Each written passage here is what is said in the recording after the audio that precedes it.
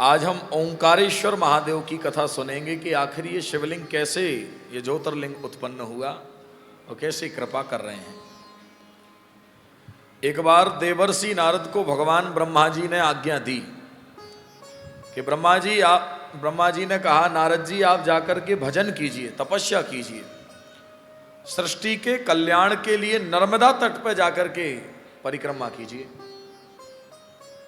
परिक्रमा करके साधना कीजिए, उपयुक्त स्थान ढूंढ करके। विचार करो, देखो ब्रह्मा जी स्वयं नर्मदा परिक्रमा और नर्मदा के तट पर बैठने की साधना बताते हैं, और ये बहुत बड़ा फल है, ऐसी बात ब्रह्मा जी बताते हैं। हम लोगों का कितना बड़ा सौभाग्य है जो हम सब नर्मदा माई का नित्य दर्शन कर पाते हैं, चलते फिरते हम लोगों को दर्शन हो जाते हैं। तो देवर्षि नारद ने नर्मदा जी की प्रदक्षिणा लगाई, पूरी परिक्रमा, और परिक्रमा लगाने के बाद देवर्षि नारद एक जगह आकर के जो स्थिर हुए, जहां चातुर्मास किया, चौमासा काटा, वो जगह ओंकारेश्वर, जिनको हम ओंकारेश्वर महादेव कहते हैं, वही है।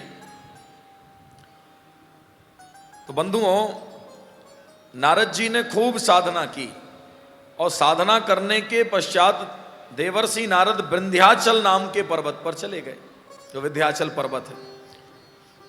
विंध्याचल पर्वत पर देवर्षि नारद पहुंचे तो विंध्याचल ने नारद जी को देखते ही उनका स्वागत किया कि आइए देवर्षि, आप हमारे यहां पधारे हैं, हम सब कुछ देने में सामर्थ्यवान हैं, आप मांगिए, आपको जो लगता है हम सब दे देंगे आपको, जो आपको चाहिए हमसे। तो देवर्षि नारद ने जब इस बात को सुना तो सुनकर के देवर्षि नारद कहने लगे, इसको तो बड़ा अभिमान है भाई,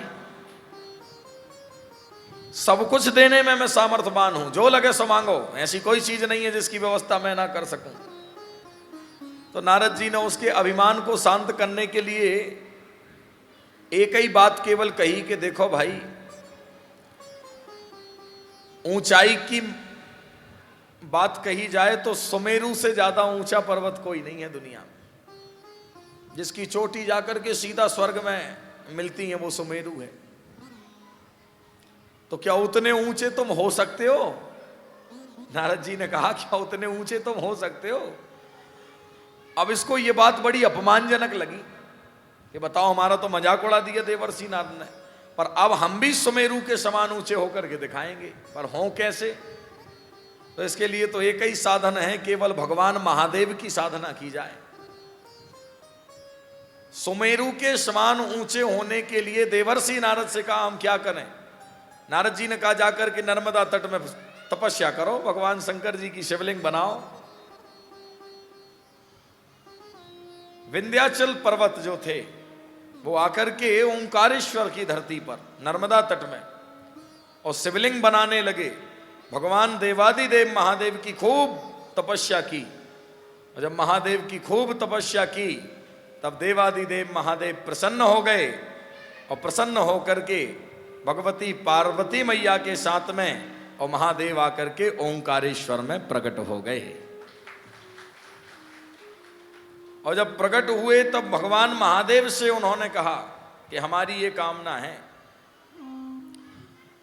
तो भगवान शिव ने कहा कि आपकी कामना को हम भली भांति जानते हैं, आप अभी समय का इंतजार कीजिए, कलयुग का जब पूर्णतः अंत हो जाएगा, कलयुग का जब पूर्ण अंत हो जाएगा, तब उस समय जो सुमेरु पर्वत है वो टूट टूट करके क्षतिग्रस्त हो जाएगा, पूरे पर्वत का समापन हो जाएगा। उस परिस्थिति में जो आपने हमारी साधना की है और आपने जो हमसे कामना की है, तो कलयुग का जब अंतिम समय होगा, उस परिस्थिति में इस दुनिया के सबसे गौरवशाली पर्वत यदि कोई रहेगा तो वो विंध्याचल पर्वत कहलाएगा। ऐसा आशीर्वाद दिया महादेव ने। तब से लेकर विराजे हैं, आज भी तपस्या कर रहे हैं, तपस्या में लीन हैं। और भगवान तो प्रकट हो गए, तो उन्होंने कहा, जब प्रकट हो ही गए हो तो यहीं विराज जाओ। तो यहां विराज गए। सो एक ओंकारेश्वर और दूसरा अमलेश्वर, जिनको ममलेश्वर भी कहते हैं हम लोग। ये एक ही रूप में दो स्वरूप प्रकट हुए हैं, एक ही पर दो विभाजन हुए इनके, और अलग अलग विराजमान होकर के आज भी प्रकृति के कल्याण के लिए हम सबको आशीर्वाद भगवान प्रदान कर रहे हैं।